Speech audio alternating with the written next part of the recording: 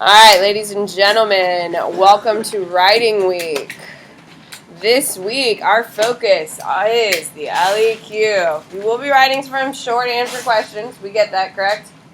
Okay. You saw I have a long list of them for you to choose if you picked up your sheet from the front, as I requested. So, when we are going this week, we are really focusing on the LEQ, and we're focusing on something called synthesis. Synthesis is something I have not taught you, and it is the final cornerstone of your essays. Now, synthesis is the final piece of the LEQ, and guess what? It's in your DBQ, which you haven't seen yet. So, this is a huge skill. If I had to tell you which is the hardest skill, this is it. Now, we haven't seen the DBQ. We're working on primary sources, which is the biggest part of the DBQ, so we see the pieces coming together. However, the final piece is the synthesis, which is what we're working on now. Okay, so in the front of the room, you should have picked up your 4 short answer questions and your 4 long answer questions.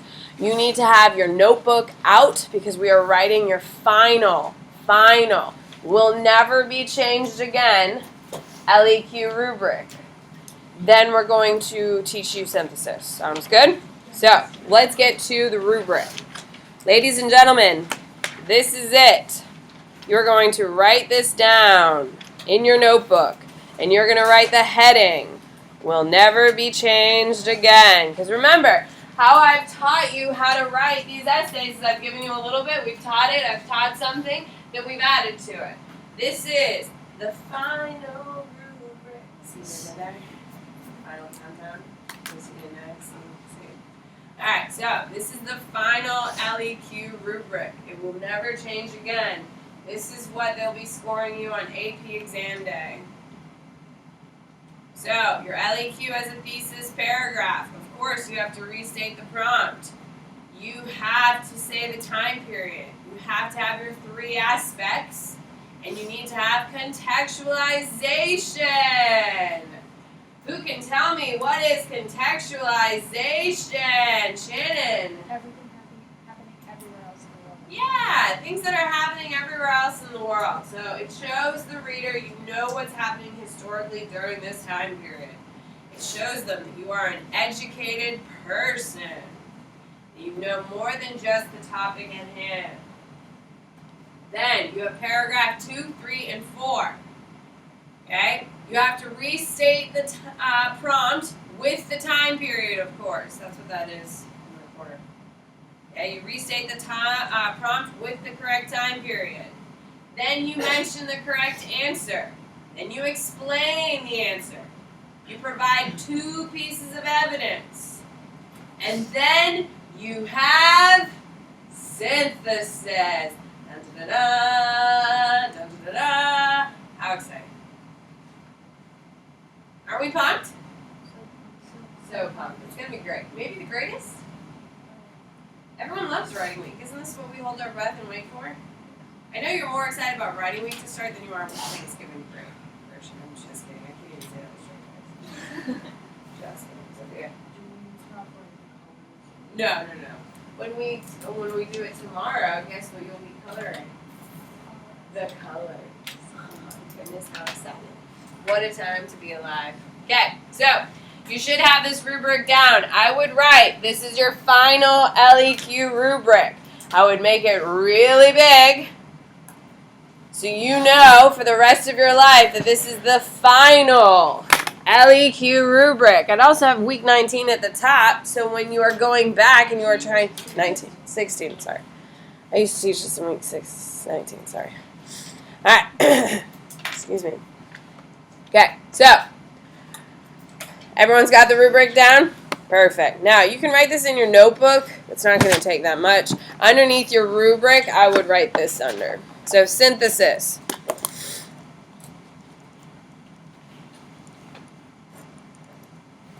Is the comparison you can't even say it. Is the comparison of the event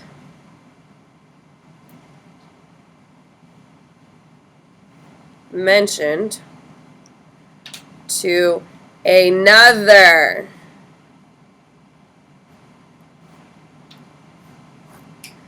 similar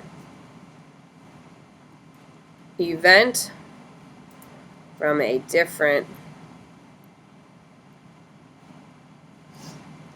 time period.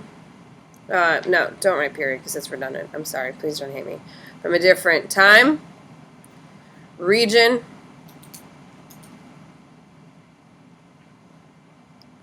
or context. And after context, I'm going to write pieces.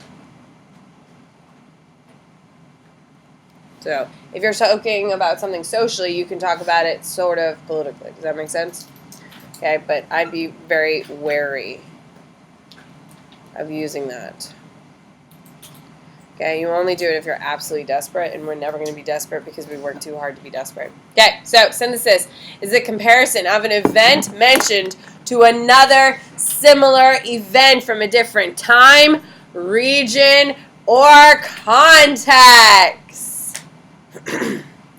So, what that means is you have to actively be able to compare impacts of events. So we're going to practice today, and it's going to be painful. So, if we are writing an essay, and one of our topics is the Protestant, I would write this down underneath it so you can kind of see. Protestant Reformation. So the answer, Protestant Reformation culturally. Okay, your synthesis has to be something that is as significant as the Protestant Reformation was culturally in a different time, place, a completely different event. So, ladies and gentlemen, the Protestant Reformation was a huge cultural component of Europe during this time period, correct? It turned people against the Catholic Church. The Catholic Church was a unifying force in Europe. Now all of a sudden we have two major fractions. We have Protestants and Catholics. We have the 30 Years' War. So of course we would use evidence to support the Protestant Reformation. We would use the 30 Years' War. Okay, what else could we use? We could use Jesuits, correct? These are other Jesuits. Is another piece of evidence we could use to talk about how big the Protestant Reformation is culturally in Europe. So, now what we're going to do is we're going to synthesize. What's another event from another period in time that had just as big as an impact culturally in this region? If you're going to do in Europe, it has to be during a different time period. Does that make sense? If you are going to do it in a different region, it does not have to be the same time period. So what would be an event? Ethan? Evan? I don't know. I don't even have an Ethan. I'm so sorry. I don't know what happened. I'm having a seizure. What can I help you with, Evan? The Great Schism. Ooh, that's a nice comparison. Okay, so we got the Great Schism. If you didn't think of that right away, ladies and gentlemen, like, come on. Okay, so the Great Schism. What is some evidence that the Great Schism causes cultural change? So, we need to have evidence to support. Oh, no. What do you got, Shannon? Okay, so we have, but is that evidence? That's kind of, so we have Eastern Orthodox versus Catholic. Okay, fine. Okay, what else can we write for another cultural comparison? Now, when you're talking about it, come on, people, what else can we say? Because we can't use it if we don't have the evidence to back it up. What caused the Great Schism? What was the final event that caused the Great Schism? Reagan? Well, the Fourth Crusade is going to cause problems, but before the Great Schism, we have what major event, Maggie? Pope Leo III, Count Charlemagne the Holy. Okay, fine, but what's the major event before the Great Schism, people? Oh, no. Madison? Yes, the iconoclasm. Please remind Your peers with the iconoclasm is Madison.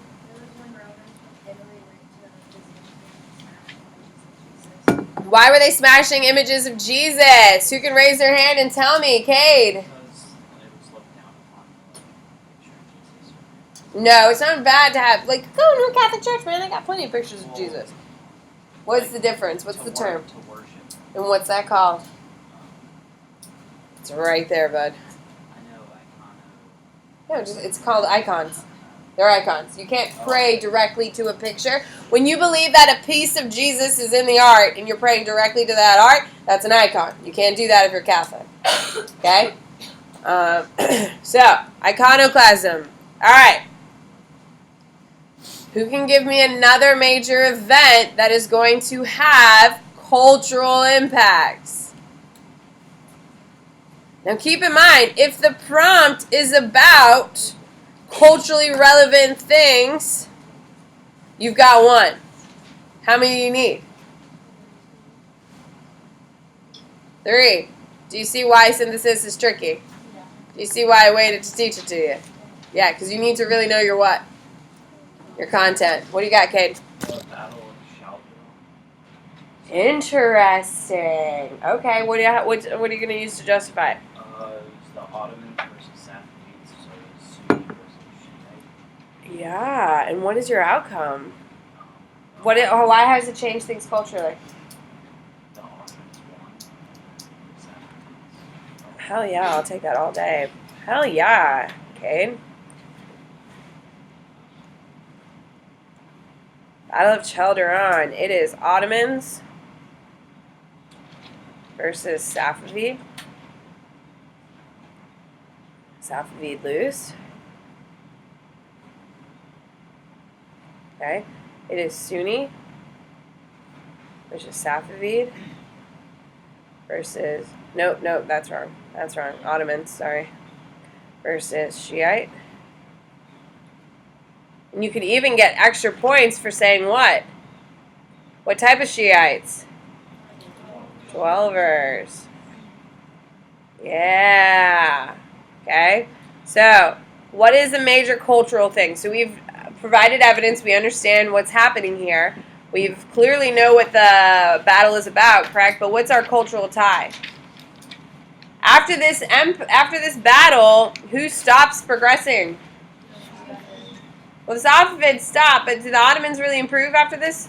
No, the Ottomans remain stagnant in their development of weapons post-victory. And we know it'll eventually cause their collapse. Yeah, Cade. Hell yeah, man. All right. We need another one.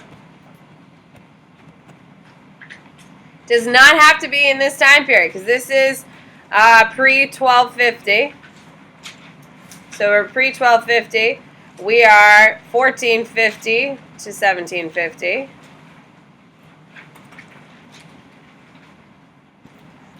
Okay, we need one more. What do you got, Ashlyn? I just have a question. When you're writing the synthesis, you have to have 3 different events. No, you need 3 for paragraph. Oh. Yeah. So we're just practicing, and we're gonna look at your essay for tonight. Does that make sense? Yeah, that's a lot. Well, we're just coming up with ideas. Does that make sense? I want you to practice this whole idea of being able to kind of compare. So what is another major cultural change that is as significant as the Protestant Reformation? Jayla, you better put that phone down, girl. Thank you. That's fine. What do you got? What are you going to say for it? Yeah, that's later. That's not the English Civil War, though. That's the Glorious Revolution. What do you got, Sophia? Guys, you better be flipping through your notes. If you're just staring at me, staring at you, and you're not trying, that's annoying. Sophia? Does the answer have to be religion? No, it could be anything culturally. What do you got, Claire? The Black Plague, because it caused the serfs to Hell yeah! I was waiting for for someone to bring up the Black Plague. Or you could have even said the Vikings, who are going to change Europe.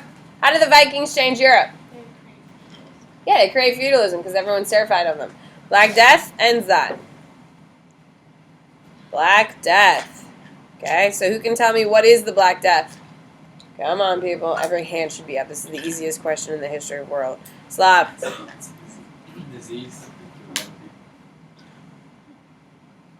I need a little bit more context there, Slav. Disease that spread from Asia There you go. Already sounds better. Spread from Asia to western parts. to Western Europe. Okay? The Silk Road. Via trade. Perfect. Done. Okay. How does it change the world culturally? How does it change the world culturally? Claire already told us. Someone's just got to reiterate it. How does it change the world culturally? Or Western Europe culturally? Come on. I've already talked to these two wonderful people. What do you got? I already talked to you. Lauren, how does it change everything? It ends what, girl? Yeah, it ends feudalism. Okay, it ends feudalism because 3/4 of Europe die and serfs refuse to keep farming.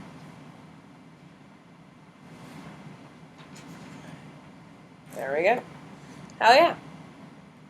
Do you see there's a trick to it? Do you see you really need to know what you're talking about? Yeah. Okay, so when we're talking about synthesis, you have information from a prompt. So let's look at our prompts that you should have on your desk that you picked up in the front of the room. Okay?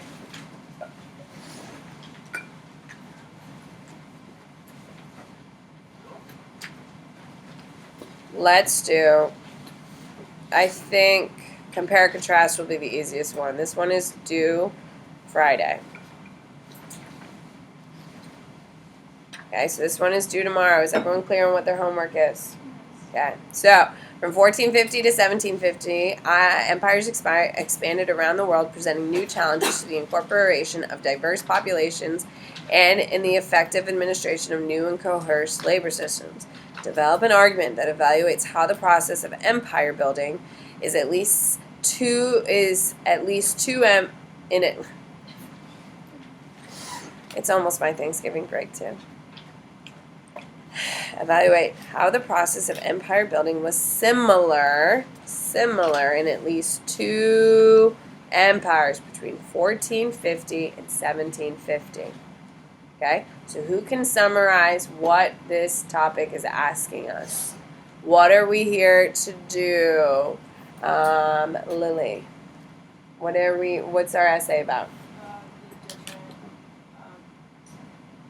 The administration of language systems.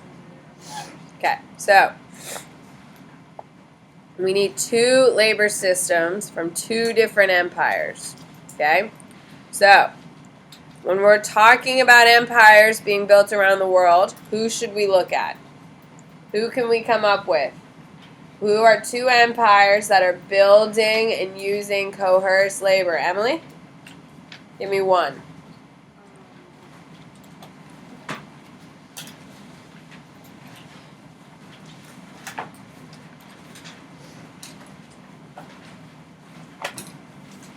Pretty much pick a country we've been talking about, Emily. Pick a country we've been talking about 10,000 times in the last 3 weeks. Okay, that's actually the worst one you could have picked. Sorry. Yay! New World's not an empire, boss. That's like a literal place, so no. Oh God, people. Reagan. Yeah! So, guys, it's saying empires expanded around the world, presenting new challenges in the incorporation of diverse populations and effective administration of coerced labor systems. What is a coerced labor system, people? Slavery is one. Slavery is one. So who is a perfect example of slavery? Brazil. So the Portuguese. So we already got one. What else is another perfect example of a coerced labor system? Oh, guys, come on. You had to memorize the different layers of it. Come on. Jared? I was going to ask you to use No, indentured service is not coerced. They chose to be in it. Sophia? Would you do like the Sui dynasty? No. Guys, stay away from China. They don't have a forced labor system. They have a tax thing, but that's about it. Tess?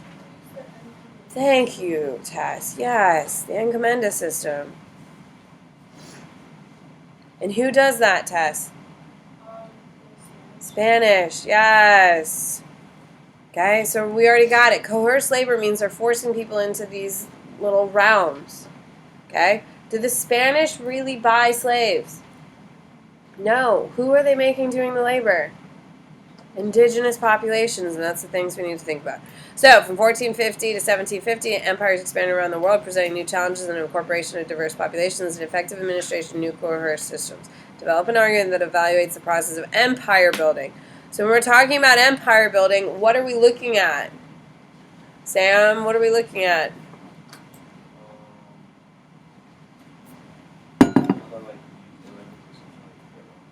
Yeah, for sure. So when you're talking about labor empire building, you're looking at social, political, interactions, cultural, technology. Oh my God, what is it? Yeah, your damn pieces, people. That's why we do this, because your pieces are your essays. Your focus is your evidence. So, what are some ways the Spanish and the Portuguese are empire building? Guys, why are they importing all of these people via slavery or using the indentured servants? What are they trying to get, Sterling? Yeah. Guys, they're doing cash crops. That's not how you spell cash. Cash crops. Okay, so they're doing, this would be economic, obviously. What's another way both of these countries are bringing with them is what? We already have an economic. What else do we have? Emma? Well, African slaves don't work for Spanish, so no. Think big picture. If they're both doing empire building, both of them have cash crops. Can we agree? What is something else that they're both doing?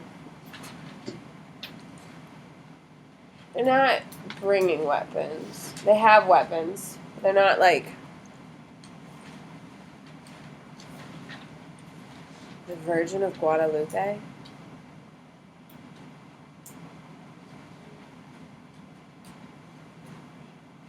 Yeah, they're bringing Christianity, people. Do you people know anything? Have we done this before?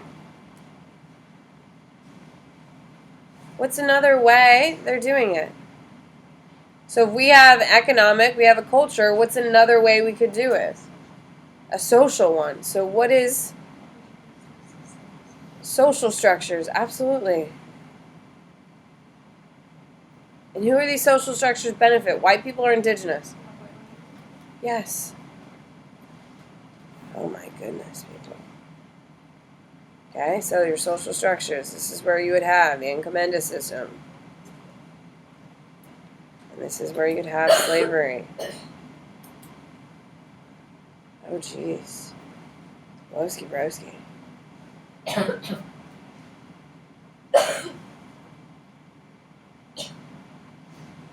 Now, ladies and gentlemen, if we're doing our differences, let's look differences. I'm obviously planning this a little bit different than you used to. Can we agree? However, you should be able to follow along. What are some differences between cash crops? Who can tell me what is the Portuguese cash crop? Sugar. And what's your evidence? Brazil. Yeah. What else do you people need? Okay. What is the Spanish? What's their cash crop? Pretty much anything else, people. Daniel? Tobacco is a big one. Tobacco. You could also say gold is what they're going for in Mexico, correct? That's a cash crop. Okay. So the differences, because keep in mind, evaluate the similarities and the differences. So what would be a good similarity?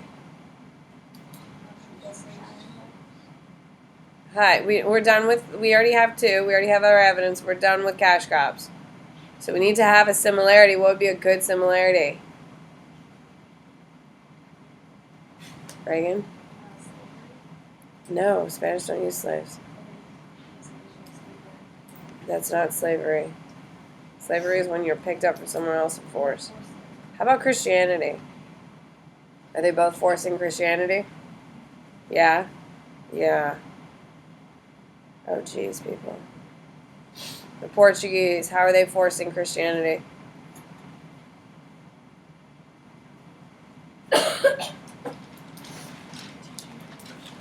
Teaching it to their slaves. Slaves forced into it. Okay? Is that unique to slave trade, or is it unique, or is it how it's been forever? It's unique, remember? Everyone else doesn't really care what the slaves believe, but only white people are forcing their religion on them. Okay? What are the Spanish doing? Okay, they're forcing, the Portuguese are forcing their slaves into it. What are the Spanish doing?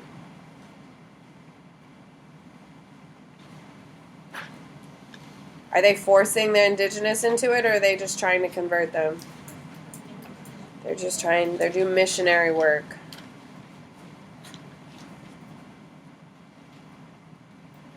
Does this make any sense to you people? Why are we having such a hard time?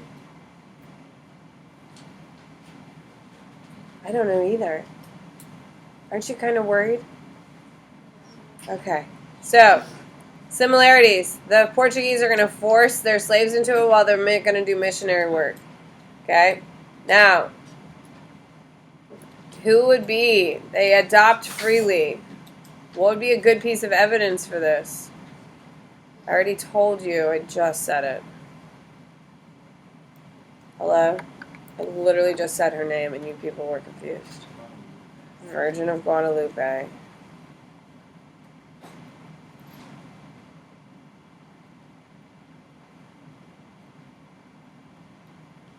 You've seen her. If you've seen any like Mexican like religious thing that's a really beautiful woman and really bright colors. Yeah? Okay. Social structures. Okay? We have differences. Okay, what are some differences between the Portuguese systems and the Spanish? First of all, the Portuguese use what? They're slaves. Okay? So, they have to pay money to import. Okay, what would be our evidence for this? Why do they have to pay? Why do they have to pay for labor? Why can't they just use the indigenous to do their sugar pressing?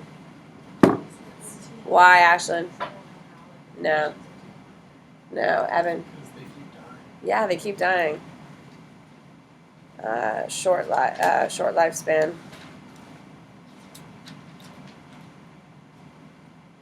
Due to hard conditions. Okay, so they have to import slaves to keep up. The Spanish, okay, they have the encomenda system. Okay, why? And the encomenda system uses what? Hello, who can raise your hand and tell me who is in the encomenda system? Who's in it? Lily. Indigenous people. Okay, indigenous people. And why are indigenous people mixed? This is a big hint, people. Come on, this is good, easy evidence. Daniel. Yeah, the Spanish bring no women.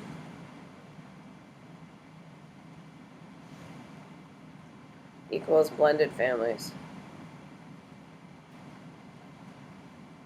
There you go.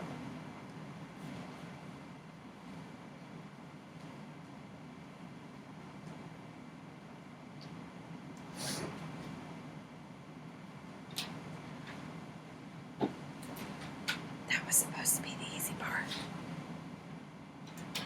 When we say that was the easy part,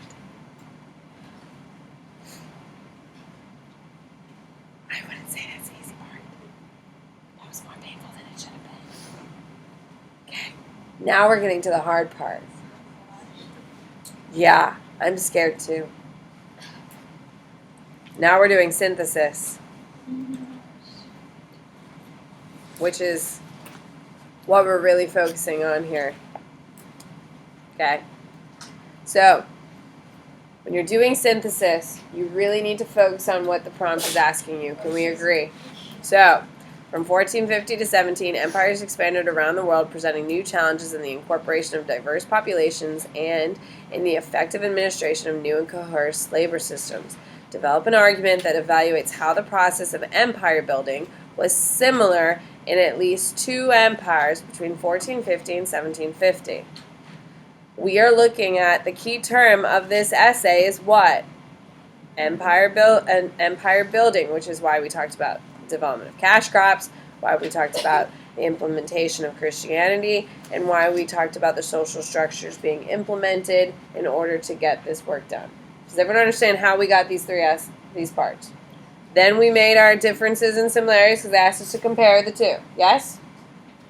Okay. Now we're doing synthesis. Synthesis is when you look at the answers you have and come up with another place similar that use these types of things.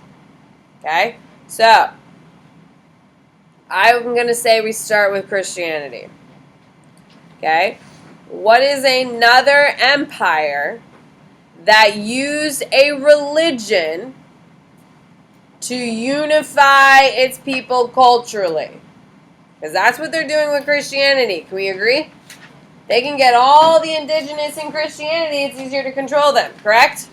So, give me another empire in the history of the world who used religion to unify its people.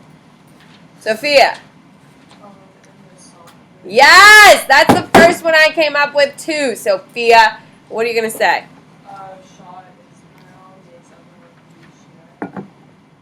But if you really wanted to kill it, what would you specifically say?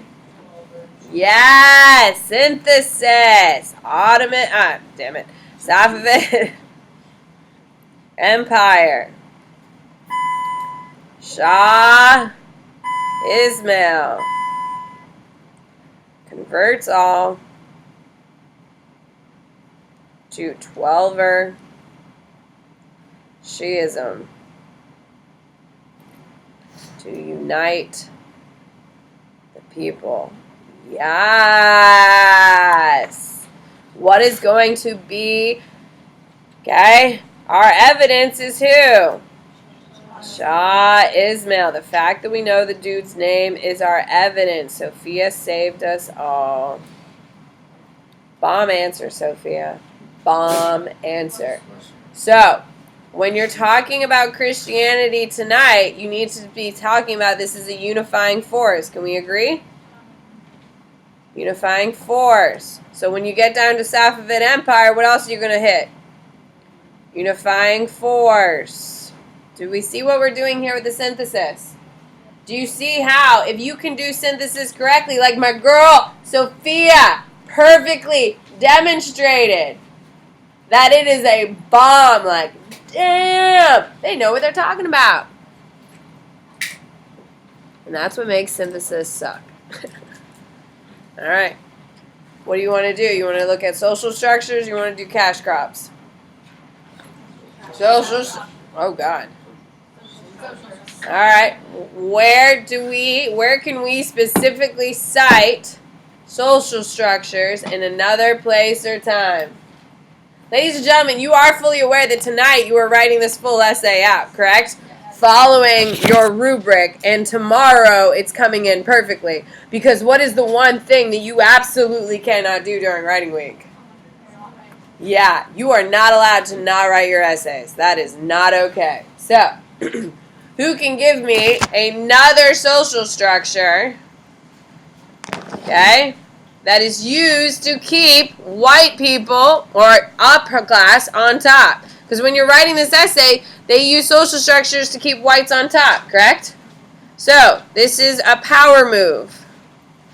So what is another social structure that keeps a certain group of people in power? If you aren't thinking immediately of this one massive social structure we've talked about all the freaking time, I don't know what to tell you. What do you got for me, Maggie?